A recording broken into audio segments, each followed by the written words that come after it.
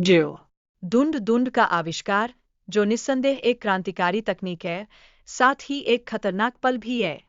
यदि यह आविष्कार गलत हाथों में चला गया, तो यह समाज के लिए गंभीर समस्याएं उत्पन्न कर सकता है, ऐसी समस्याएं जो असुरक्षा की एक नई लहर ला सकती है।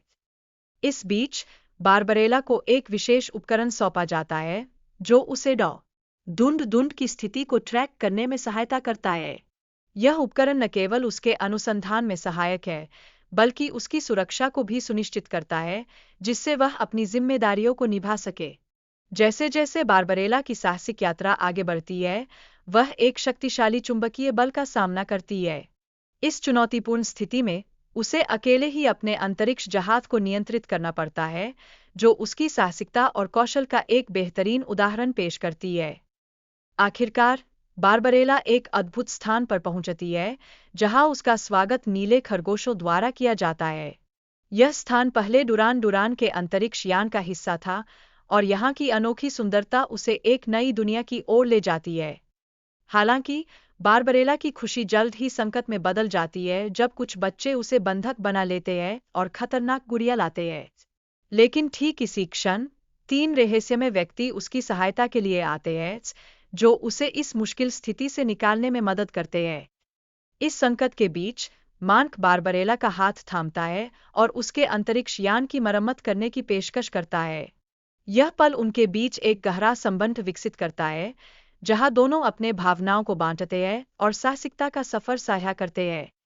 बारबरेला के यांत्रिक साथी अल्फी उसे यह बताता है कि उसके जहाज में कुछ गड़बड़ी की गई थी। इस सूचना ने एक बार फिर उसकी स्थिति को असंतुलित कर दिया, जिससे उसका जहाज दोबारा संकट में पड़ गया। फिर पिगर, जो एक अंधा फरिश्ता है, बारबरेला को सू शहर के बारे में बताता है, जहां एक शक्तिशाली तानाशाह का शासन है। यह जानकारी उसे एक नई दिशा में ले जाती है, जिससे उसकी यात्रा और भी महत्वपूर्ण हो जाती है। बारबरेला ने पिगर को फिर से उड़ने की इच्छा को खोजने में मदद की, जो उनकी दोस्ती की गहराई को दर्शाती है। यह प्रेरणादायक क्षण, जब वे एक दूसरे के साथ खड़े होते हैं, उनकी आपसी सहानुभूति को उजागर करता है। हालांकि बारबरेला की साहसिकता और मित्रता की भावना उसे संकट में डाल देती है। वह पिगर की रक्षा के लिए हर संभव प्रयास करती है, इस सच्ची दोस्ती के लिए उसकी प्रतिबद्धता को दिखाती है। लेकिन जब महान तानाशाह की पहचान बारबरेला को चौंका देती है, तब वह उसे अपने छिपे हुए इरादों के बारे में बताती है। यह जानकारी स्थिति को और भी गंभीर बना देती है, जिससे बारबरेला को अपनी रणनीतियों को फिर से सोचना पड़ता है। बारबरेला एक अजीब प्रयोगशाला में गिर जाती है, जहां उसे एक क्रांतिकारी नेता से सामना होता है।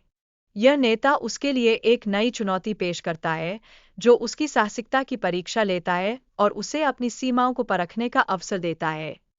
वहीं बारबरेला और डिल्लो के बीच की अनोखी अंतरंगता किसी वास्तविक भावना के बिना होती है।